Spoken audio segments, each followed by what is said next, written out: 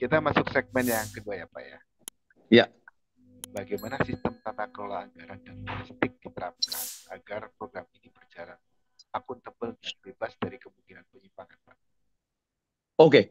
Nah, bertepatan saya kan sebagai Direktur Sistem dan Tata Kelola ya Pak Arya. Jadi tiga kunci ini yang kami bikin. Saya dengan kepala badan lah gitu, karena tugas saya gitu ya. Kami diskusiin. Satu, kunci satu yang kita Pak mau jaga betul tata kelola adalah mencegah terjadinya keracunan pangan. Itu paling takut kita dari manajemen resikonya sebenarnya. Nah, bagaimana caranya? Jadi Pak Hari, kami itu membuat SOP-SOP. Juknis itu kita jelaskan banget. Makanya saya melakukan ini sekarang. Saya sampai offline datang menjelaskan satu, mulai dari pemilihan bahan pangan. Itu kita tulis di juknisnya. Ada standar penilaian dan pembelian penanganan bahan pangan. Ya, bagaimana bahan pangan itu yang Hmm. masih segar, daging masih segar tuh gimana ngelihatnya. Begitu juga dengan ikan, begitu juga sayur-sayuran. Sesudah kita beli, bagaimana kita menanganinya di gudang kita ketika kita sudah bawa. Bagaimana penggunaan pisau supaya tidak terkontaminasi. Jangan pisau daging dipakai lagi buat pisau sayur gitu. Itu sampai ke situ kita beritahukan bahan pangannya. Kemudian ada SOP mengenai jam memasak malah. Jam memasak tidak boleh kita masak di bawah jam 12 malam. Karena mau diberikan kan di jam 8 pagi. Jadi memasak itu kita tulis di SOP kita jam 2 pagi. Jadi orang-orang itu Pak Hari harus mau bekerja di jam 2 pagi memasak. Selesainya itu biasanya jam 6. Baru diantarkan di jam 8, dimakan jam 9. Jadi dia tidak sampai 4 jam makanan sudah harus dimakan. Nah, kadang-kadang masih mau orang itu memasak jam 8, jam 9. Itu ketahuannya apa? Hmm. Karena makanannya basi. Ketahuan Oh. itu. Nah, itu ketahuan dia. Karena kan lelah ya, masak jam 2 pagi itu lelah banget sampai jam 7 pagi. Tapi kan kita bilang itu keharusan, makanya atur cycle-nya. Jadi pengelolaan sumber daya manusianya itu cycle 24 jam, gitu, Hmm. shift-shiftannya. Nah, kemudian yang ketiga SOP-nya kita bilang SOP mengenai hygiene. Jadi di Hmm. dalam SPPG itu, satu, pengelolaan sampahnya harus benar. Harus ada instalasi pengelolaan air limbah, IPAL. Kemudian harus dipasang ini, perangkap serangga, insect killer. Hmm. Karena serangga itu kita takutkan dia pasti kan akan menelurkan nanti ada ulat, ada ini gitu ya. Dari ulat itu termasuk makanan kan jelek banget, itu berbahaya gitu. Kemudian kita bilang juga di dalam proses pengelolaannya itu harus ada pengecekan eh, itu dari Pak Presiden itu ada apa rapid test kit kondisi makanan apakah tercemar aflatoksin atau histamin gitu. Jadi itu kita minta harus ada. Jadi satu SOP tata kelola mengenai bagaimana supaya mencegah keracunan. Yang kedua SOP yang berhubungan dengan uang ini Prof. Ini yang paling ngeri nih. Yang Hmm. orang ada menghujat ini pasti korupsi semua ini di BGN karena uangnya gede 71 triliun. Ini saya beritahu bahwa hal itu akan sangat susah dilakukan. Kalau Prof Budi lihat uang 71 triliun Prof. Ya. Ini ya orang-orang mungkin berpikir kalau dia udah eselon satu, wah gua bisa nih bikin pembelian pembelian terpusat kan. Pembelian Hmm. terpusat dari BGN pusat. Pesan aja susu kotak 82 juta kotak setiap hari. Berapa ratus miliar itu kan gitu ya. Tahu Hmm. Prof, saya dengan kepala badan itu langsung buat sistemnya adalah uang tidak ada yang masuk di rekening banknya BGN. Semua Oh. uang itu perintah langsung dari Kementerian Keuangan ke KPPN dan langsung diberikan ke dapur-dapur. Yang Oh. 10 miliar per dapur tadi atau 1 miliar per bulan. 450 Hmm. juta per 2 minggu. Berdasarkan permintaan uang mereka. Jadi Hmm. kekuasaan sudah langsung ada di tangan kepala dapur dengan wakil yayasan. Hmm. Sehingga kalau kami eselon satu ini berharap kami bisa melakukan pembelian-pembelian tersentralisir itu gigit jari, Prof. Nggak ada Hmm. lagi duitnya di atas. Nggak ada. Oke. Nggak ada habis turun di Habis. bawah. Nah, apa? Mau mengintimidasi kepala dapur Hmm. supaya membeli pembelian dalam jumlah banyak jutaan? Nggak bisa. Karena kepala Oh. dapur kan harus bertanggung jawab terhadap dapurnya. Dan kita bisa bilang juga bahwa setiap dapur ingat ya tidak boleh seluruh dapur itu membeli makanan yang sama di saat yang sama karena nanti terjadi inflasi. Hmm. Kalau semua makanan ayam, Prof, Satu hari ini misalnya nanti 10.000 dapur memesan ayam semua selama hari Senin, langsung langka lah ayam di hari Senin. Ya. Kalau diatur dari pusat kan bisa gitu kan? Ya. Langsung Ya. dia pesan. Misalnya dia pesan lah ke perusahaan AXY gitu ya, perusahaan Ya. multinasional. Gue pesan ayam ya, 20 juta ekor hari Senin. Sekian, sekian, sekian gapnya sama gue ya profitnya. Kagak Hmm. bisa, Prof. Nggak bisa di sini, nggak jalan. Tidak ada wewenangnya melakukan itu. Hmm. Wewenang kita pindah ke bawah, gitu. Oke. Gitulah kira-kira. Dari sisi uang ya. Ya. Jadi sebenarnya yang mengatakan korupsi di sini tuh mungkin karena nggak paham kali. Ya, susah sekali, sangat susah. Apakah mungkin korupsi dilakukan oleh kepala dapur? Dia mengkorupsi uang yang untuk belanja harian. Oke, mungkin bisa terjadi. Tetapi Bapak Ibu mari kita lihat. Dari 17 triliun, berarti kan sudah menjadi pecahan-pecahan yang sangat kecil kan? Gitu. Kalaupun ada 10 SPPG melakukan itu, paling dia melakukannya di level 10 juta. 10 juta kali 100. Kan gitu ya, Prof. Kalaupun yang melakukan sampai 100, ya 1 M kira-kira dilakukan per bulan dari uang 71 triliun. Jadi itu pun dia melakukan pasti sangat susah. Karena apa? Kami bikin sistem VA, Prof. Virtual account di setiap dapur. Virtual account itu uangnya ditransfer oleh KPPN hanya boleh dikeluarkan oleh bersama tanda tangan si kepala dapur dan wakil yayasan. Jadi kayak suami istri. Proses pengeluaran uang itu tidak oleh satu orang, tapi harus 2 orang yang belanja itu, yang belanja setiap hari itu.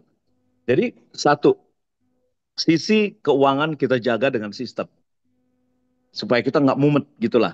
Plus ada akuntan di situ. Nah, baru yang ketiga, Prof, yang paling kami jaga itu sebenarnya adalah resiko di ketahanan pangan, Prof. Ketahanan pangan itu apa? Keterlanjutannya ketersediaan bahan pangan. Itulah sebabnya kami mengatur itu bahwa yang diberikan standar adalah standar gizi, bukan standar menu. Kami bilang biar standar gizinya ini, tapi menunya setiap provinsi atur aja sesuai dengan keberadaan bahan pangan lokal dan kesukaan lokal gitu. Itulah 3 hal utama yang dijadikan sebagai uh, 3 main policies di dalam tata kelola gitu. Baik, terima kasih Pak. Ini kan Uh, tadi Bapak bicara berapa kali soal standar gizi ya, atau mungkin ya, mutu makanan Pak ya. iya, SOP sudah ada Pak. Tapi bagaimana caranya melakukan audit, monitoring, gitu Pak ya. Sampaikan strategic direction sama strategic execution Pak ya, kan dua iya, pilarnya nih ya ceritanya. iya. Nah, gimana cara menjaga strategic execution Pak? Agar tadi Oke, audit monitoring ya supaya ya mutunya itu terjaga terus gitu. Ini kan terus-terusan Pak, tiap hari Pak. Ya kan? enam iya, enam hari iya. seminggu. Ini gimana Pak? 6 hari seminggu ya. Nah, itu ada 2 yang kami lakukan, Prof. Satu, kan kita memastikan bahwa di setiap dapur kalau mengenai makanan ya harus ada ahli gizi. Itu harus, Prof. Dan dia harus sarjana. Walaupun ada ya yang mengaku pakar gizi di kita mengejek ya. Itu orang-orang yang dipekerjakan, ahli gizi yang dipekerjakan itu kan anak-anak muda, fresh graduate ya. Emangnya kalau fresh graduate terus jadi nggak berilmu? Kan berilmu juga. Semua kita fresh graduate kita, saya dari IPB juga, bolehlah saya langsung dicemplungkan di kebun, malah mimpin kebun 1.000 hektar saya itu waktu itu, umur 22, bisa gitu kan. Saya ngerti dasar-dasar, tentu saya ngerti dasar-dasar pengelolaan tanaman, pengelolaan kebun. Tentu teman-teman ahli gizi kami ini mengerti dasar-dasar pengelolaan gizi menjadi menu yang baik. Gitu. Jadi satu sudah dijaga oleh ahli gizi, Prof. Ahli gizi itu nanti memastikan dia dibuat ke dalam menu yang sesuai dengan standar. Kan yang kami kasih itu, Prof, gini, standar gizi yang kami kerjakan bersama Profesor Ike. Profesor Ike itu ahli gizi dari Fakultas Gizi Masyarakat di IPB. Jadi memang profesor yang kita minta juga untuk penyusunan standar gizi. Misalnya di PAUD itu kebutuhan gizinya 330 kilokalori. Anak SD itu 400 kilokalori. Apa itu kombinasi karbo, protein, vegetables sama ini gitu. Itu yang kita buat. Nah, ahli gizi kita minta mengeksekusinya menjadi menu. Nah, baru pertanyaan kedua, bagaimana kita mereview, mengawasi bahwa mereka membeli bahan pokok yang baik kan itu, Prof. Inilah yang diperlukan dari kami mempunyai deputi pemantauan dan pengawasan. Jadi di BGN itu struktur organisasinya ada deputi sistem tata kelola yang membuat sistem tata kelolanya, ada deputi pemantauan pengawasan. Nah, inilah yang selalu kita minta mereka tunjukkan mana video gizi atau menu yang akan mereka buat di setiap minggunya. Harus ditunjukin, Bro.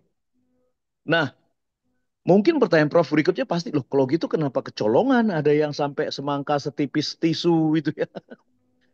Ada sampai yang membeli ayam kok udah busuk gitu. Nah, itu memang menjadi investigasi di kami, Prof. Karena tadi sistem dan tata kelolanya, Prof, kan kita udah bilang di satu dapur kan merekrut 47 relawan dari sekitar dapur. Itu adalah bapak, ibu, orang-orang yang ada di situ.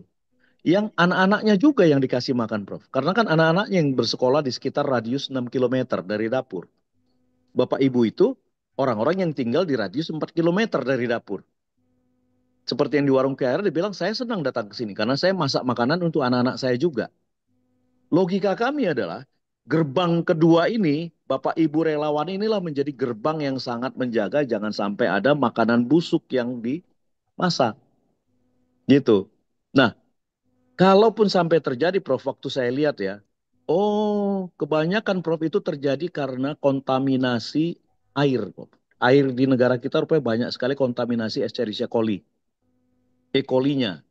Sehingga kami sekarang mengatakan bahwa supaya dia menjadi menu yang baik, dari gizi ditransform menjadi menu yang baik dan tidak menjadi racun kepada anak-anak, maka pergunakan air galon sekarang untuk mencuci dan memasak bahan pangan. Karena ternyata dari bukti tes lab didapatkan E. coli di 50% kejadian keracunannya gitu. Nah, itu sudah kita atasi. Jadi itulah kita dari strategic direction ke strategic execution sampai juga memantau mengawasinya gitu, Prof. Iya, gitulah kira-kira. Oke, silakan Pak. Baik, terima kasih Lagi. Pak penjelasannya. Ya, Kemudian apa saja Pak Tigor ya. indikator sukses maaf yang digunakan untuk menilai keberhasilan pengelolaan program MBG ini Pak? Oke, kalau bicara indikator sukses nih, mungkin kita sama-sama juga kali ya melihat kira-kira negara lain itu siapa aja sih yang sudah melakukan ini. Eh, Pak Ari mungkin bisa ngelihat di artikel di Google bahwa Jepang itu melakukan program ini sudah 100 tahun lebih. Jepang.